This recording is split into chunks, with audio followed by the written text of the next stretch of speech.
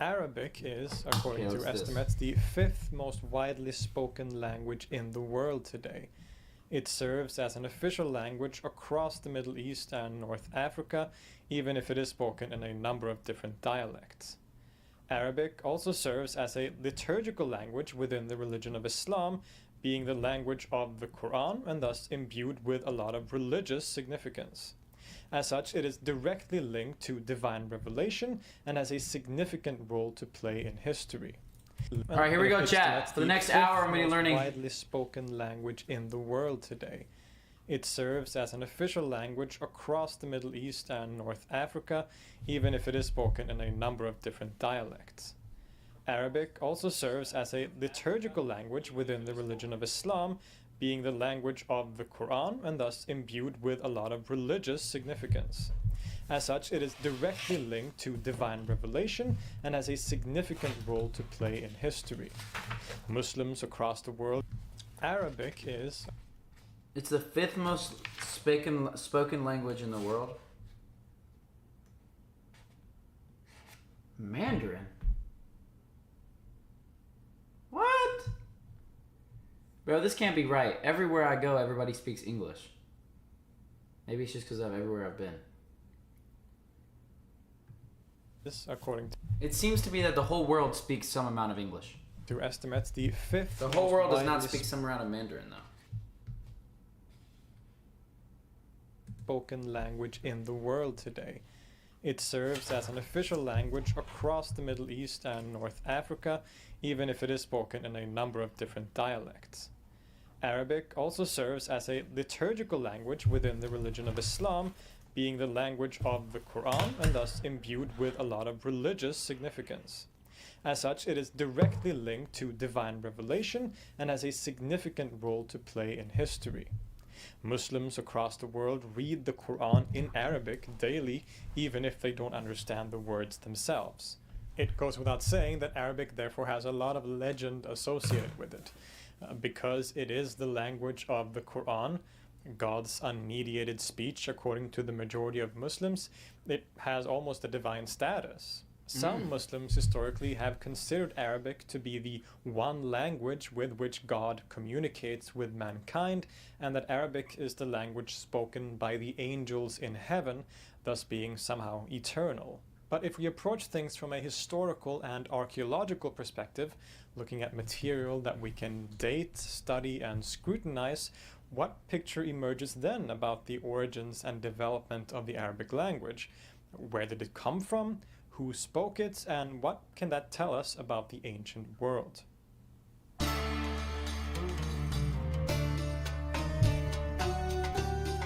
So it's the fifth most spoken language in the world. It's obviously the language of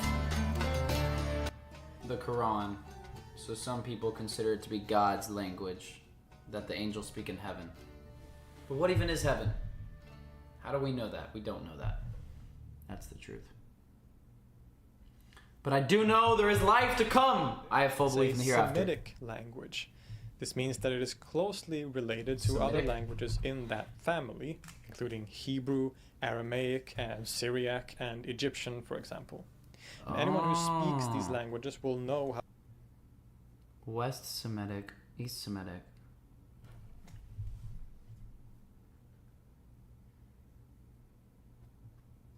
Ethiopic.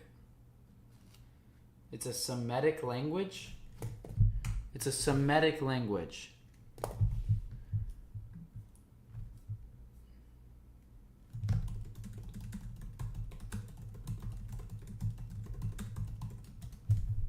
Semitic? Belong to a group of languages originating in the ancient Near East. Semitic languages share common features in grammar, vocabulary, and structure, and are historically spoken in regions such as the Middle East, North Africa, and parts of Horn of Africa. Other Semitic languages include Hebrew, Aramaic, and... Oh, okay, so that's why... Jesus is believed to have spoken in Aramaic. Where's Aramaic? Oh, modern Hebrew, modern Aramaic languages. It's a Semitic language. What does Semitic mean? What does that word define as? So it's just the language family?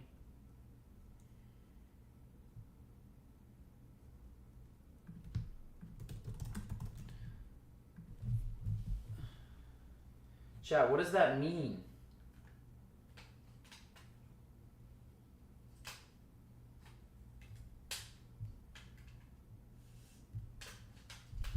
What does that mean, Habibtis?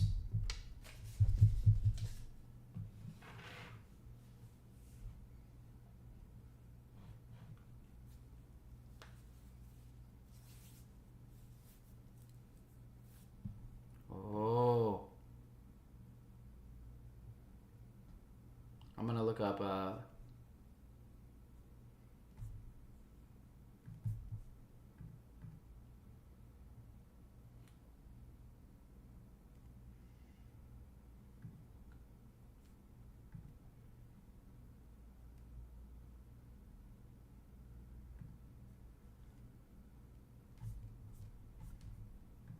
Haram!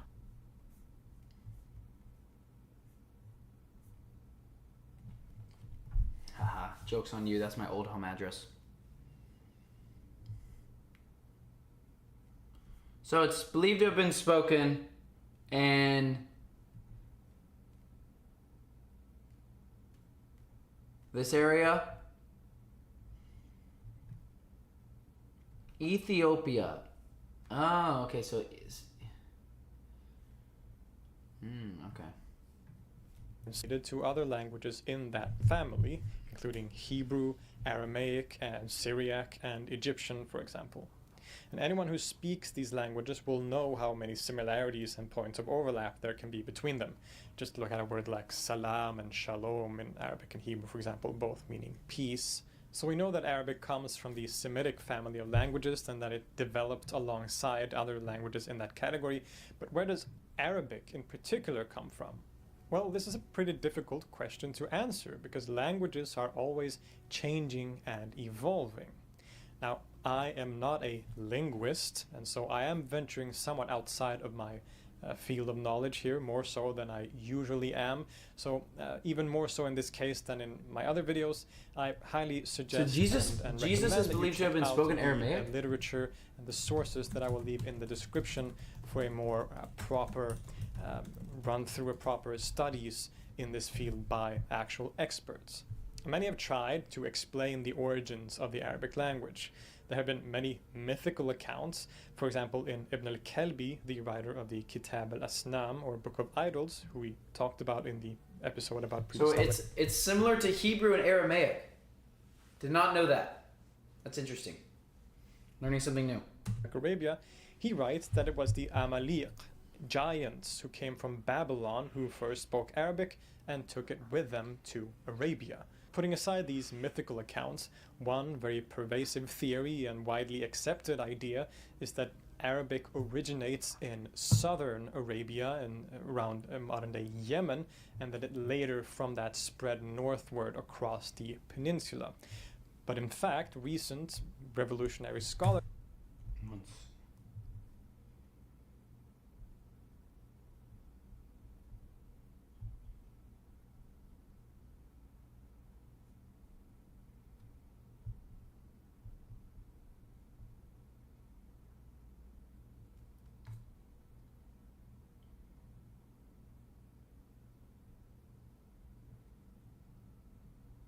scholarship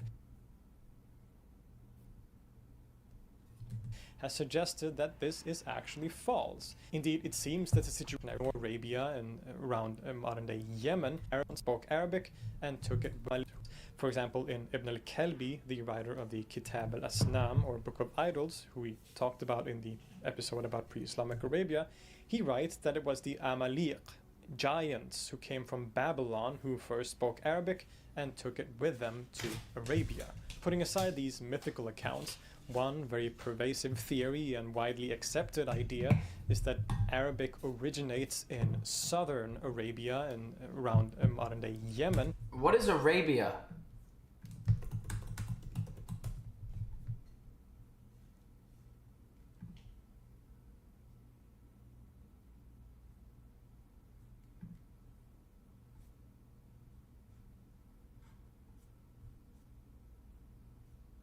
What is Arabia?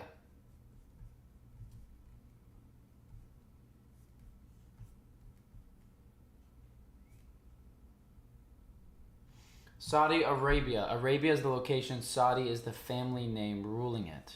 Oh. Perry the Moy, the map right in front of you. Hey, Perry, chill. I don't know what I'm looking at. Oh, Mediterranean Sea.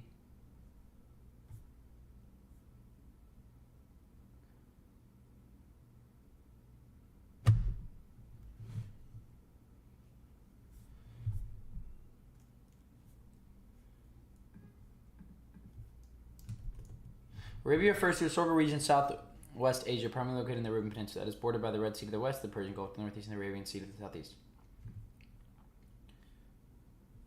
The region has been historically significant due to its strange location for trade routes, its cultural and linguistic influence, and its role in the development of Islam. Today, Arabia encompasses Saudi Arabia, Yemen, Oman, the UAE, Qatar, Bahrain, and Kuwait.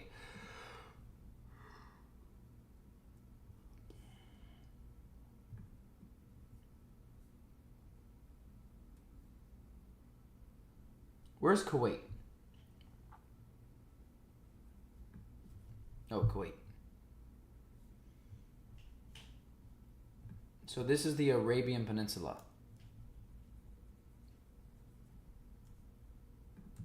And that it later from that spread northward across the peninsula. But in fact, recent revolutionary scholarship has suggested that this is actually false. Indeed, it seems that the situation was instead reversed.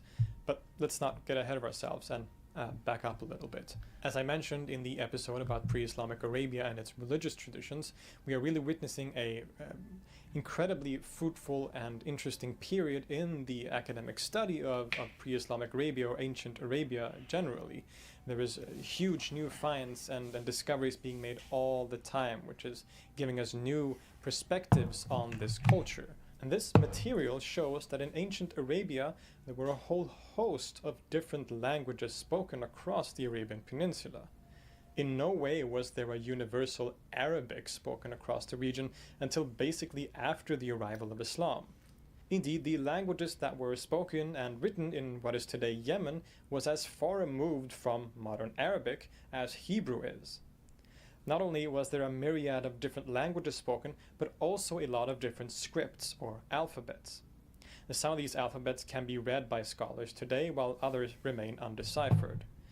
We have in southern Arabia scripts like Sabaic and Hadramitic, and in northern Arabia there is the Thamuric languages, so Thamuric B, C, etc.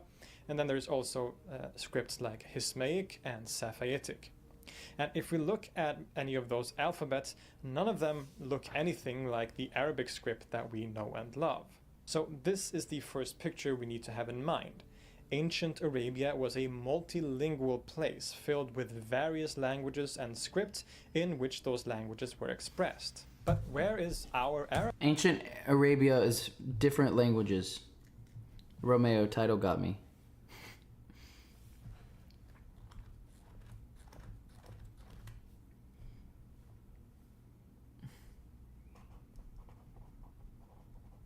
Ancient Arabia spoke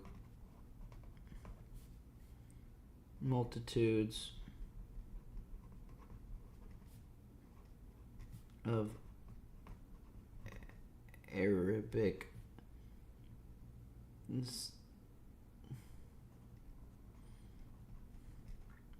So ancient Arabia spoke multiple different versions of Arabic, but until the introduction of Islam. With the introduction of Islam, Islam always has been. I don't get why people say the introduction of Islam. Hasn't it always been monotheistic? That's what Islam is. Why do even people say the introduction of Islam? Hasn't it always been? But I guess this is when it united. But ancient Arabia spoke multiple different versions of Arabic, and until after the introduction of Islam is when they got united. Arabic then? Did it even exist in the ancient world? Now, some scholars have various languages and scripts in which those languages were expressed. But where is our Arabic then? Did it even exist in the ancient world? Now, some scholars have argued that Arabic as a language really only arrives very shortly before the birth of Islam and the Prophet Muhammad. But this is really only true if we connect the Arabic language itself specifically with the Arabic script.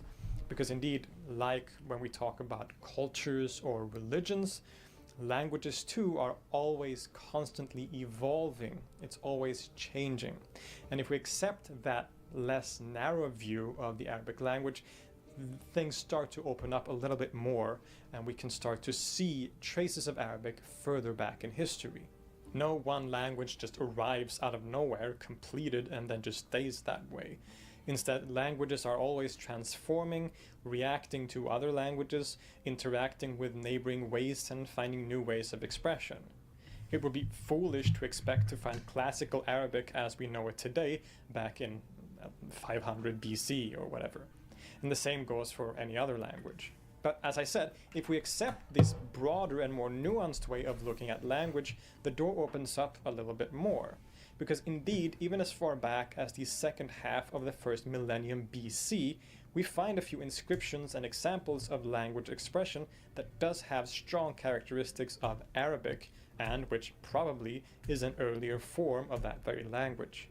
The difference here is that these examples of Proto-Arabic are not written in the Arabic script, which wasn't invented yet, but in various different alphabets. It is only when we read them out loud, so to say, that we recognize its character as being essentially an Arabic, or close to Arabic. Now, interestingly, all of these examples, basically, of the earliest forms or examples of Arabic do not come from southern Arabia, as has been presumed before, but instead all of the examples are from the northernmost part of Arabia, in places like Syria and Jordan. Arabia. Now, this makes a lot of sense, of course, since Arabic is so closely related to languages like Hebrew and Aramaic, which were languages that were widely spoken in that general region, in the more northern parts of Arabia, the Middle East, and the Levant, and so on. In other words, Arabic is clearly developing at this time in a diverse environment, both culturally, religiously, and linguistically, and it's developing alongside its sister languages like Hebrew and Aramaic, which are very closely related to it. Now, this might be a good time to dispel a very common myth that the ancient Arabs were illiterate. Indeed, there are thousands upon thousands of inscriptions from this region that shows us that the Arabs had a very high rate of literacy, especially in the north. Literacy seems to have been among Arabs answer to the turn of that millennium, around year 1 basically, that we start to see a real abundance of examples of Arabic. Especially in the period between the 2nd century BC to around the 4th century AD, there are thousands and thousands of inscriptions in northern Arabia that contain early forms and examples of the Arabic language. Most of these inscriptions are in the Safavidic and Hismaic scripts, which were used. The most interesting thing I've learned so far is that Hebrew, Aramaic, and Arabic,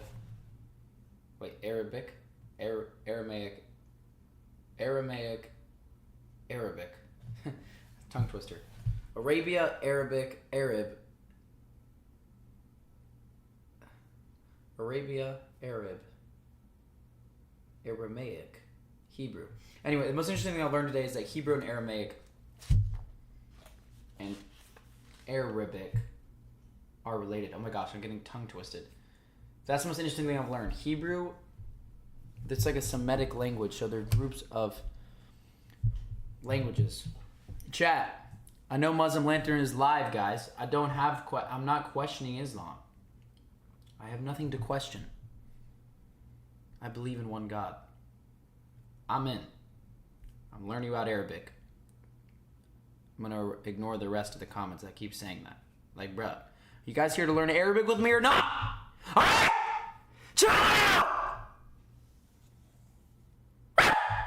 Used primarily in southern Syria, Jordan, and the most northern parts of modern Saudi Arabia. But even so, the Arabic we find in these texts are sometimes a bit different from the Arabic that we know in its classical form. These differences have led some scholars to argue that this language shouldn't be categorized as Arabic, but as one form of the wider group known as Ancient North Arabian. For example, one of the most distinguishing features of Arabic is its use of the definite article al, as in al-Kitab, meaning the book, or al-Quran, meaning the Quran. But the majority of Safavidic and Hismaic inscriptions instead use the definite article Safavidic, Aramaic. All right, we're getting two photosynthesis here. I need some more cellular respiration. Being used first couple of centuries AD, that we see the first examples of the word Arab being used in southern Arabia. Although at the same time there is no evidence that the Arabic language was spoken here until really the post-Islamic period. So with this general picture in mind, the natural follow-up question is, well, okay, the Arabic language seemed to exist in northern Arabia, but when did the Arabic script appear? And when did Arabic, the language, take the form that we know it as today? To answer those questions, it's time to talk about one of the most important factors in the development of the Arabic language. That is the Nabateans. The Nabatean kingdom was an Arab state that ruled in northern Arabia and the southern Levant from the 3rd century BC to the 1st century AD, when it was annexed by the Romans. The Nabateans were a rich and flourishing culture that built magnificent cities and monuments. They are most famous for their capital city, Petra, in modern-day Jordan, which was a major point in blah, blah. I just want to learn how to say Habibti. Sacred status. It was this. How come that this particular form was the one that survived? Given the fact that we've seen Arabic and the language evolve so much over the centuries and the millennia, how come that this particular form was the one that survived? And this is, of course, where the religion of Islam makes its very dramatic entrance. As we all know, the Quran is in Arabic. Being God's word and divine revelation, according to Muslims, its contents had immediate sacred status. It was important for reciters and readers of the Quran to be able to pronounce and understand it properly and to safeguard the language that it contains. It is for this reason that we see grammarians in the post-Islamic period starting to create a system of grammar, linguistic rules, and other technical aspects of the language. When it comes to the Arabic script in particular, the situation is similar. The earliest manuscripts of the Quran did not contain any short vowels. It basically only had consonants. The short vowels of the Arabic language, known as Fatha, Kasra, and official Quran language.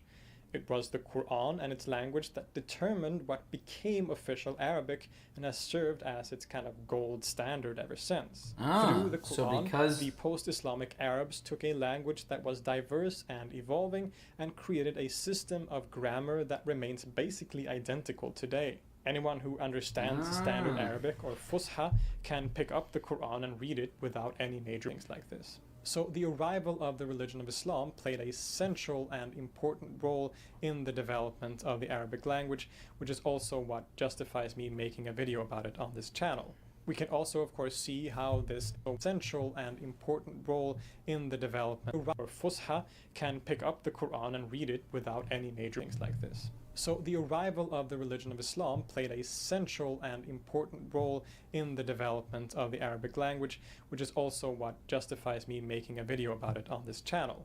We can also, of course, see how this event, the Prophet Muhammad and the revelation of the Quran, affected the geographical spread of the language as well. It seems that it was only after the Prophet Muhammad and his successors had unified Arabia into a unified state that we see the Arabic language being adopted universally across the peninsula. It may even be after this fact that the whole identity of Arab became a universal point of identification. So the religion of Islam made Arabic what it is today. I guess Arabic was a complicated, many different versions of it, or I don't really know, because it comes from a group of other languages. It's related to Hebrew, it's related to Aramaic. Jesus is believed to have spoken Aramaic, and today we have Arabic, and with Hebrew, Aramaic, and then when Muhammad lived, he's believed from his life and the religion of Islam, they basically made Arabic what it is today, and they finally made rules. Oh, this is Arabic because the Quran is in Arabic, so this is it. And then Arabic became what we know today. There you go, class. You guys learning something new? Because I am. Maybe meanwhile, some of y'all are just goofing off in the chat, not freaking listening. We got one life. We got one day. Why don't we learn something new? All right? If you're still breathing, everything's okay. My name is Grayson Brock. I'm currently streaming live from Texas, and I only catch mad W's. Region.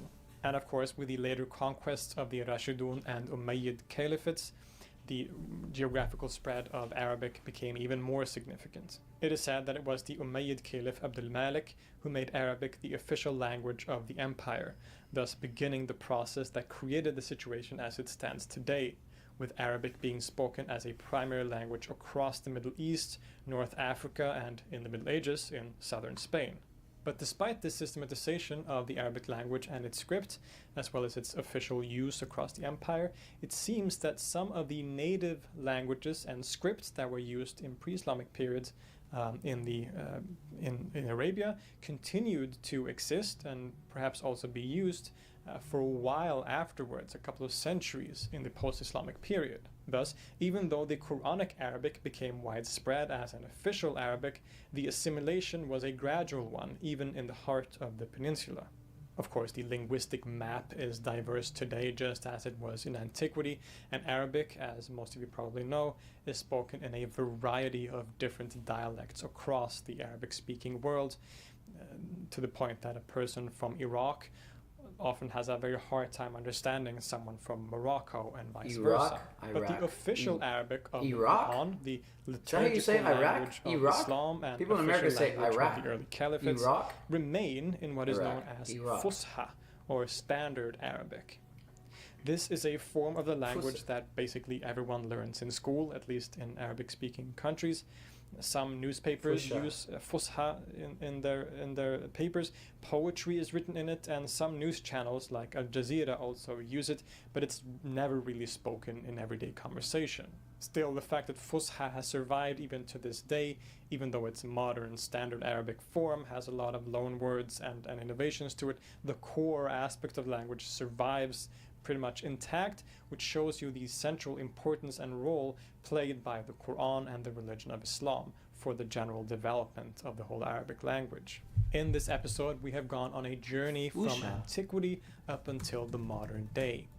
We have seen how the Arabic language started in the northern parts of Arabia, probably being spoken here and also written in various different alphabets and scripts, including Hismaic, Safaetic, and even scripts like the Greek script. It then spread further south into the Arabian Peninsula as far as places like Hijaz, and gradually became more widespread in the region and just more popular as a language. We also saw how the Nabatean kingdom and their official script that was used to write administrative documents in Aramaic gradually became formal used Arabic. to write the Arabic language even after the Nabatean kingdom ended, and that as it developed over the first few centuries AD, this script eventually became what we know as the Arabic script today. Finally, we saw that by the 6th century, the final quote-unquote form of Arabic had developed. A form of Arabic that was expressed in the sacred scripture of Islam and thus canonized and, you could say, frozen into its classical form, even if it always continues to evolve, of course. Clearly then, Arabic is a language that has a long and deep history. Its mysterious yet fascinating origins can help us better appreciate the ways that it persists even today, remaining one of the most widely spoken and significant languages in the world. I hope you like this video. If you want to support this channel and its attempts to give you free and scholarly content about the world's different religious traditions, you can support us on Patreon through a monthly donation or through a one-time donation on PayPal. We're also free, of course, to subscribe, like, and leave a comment. And I will see you next time.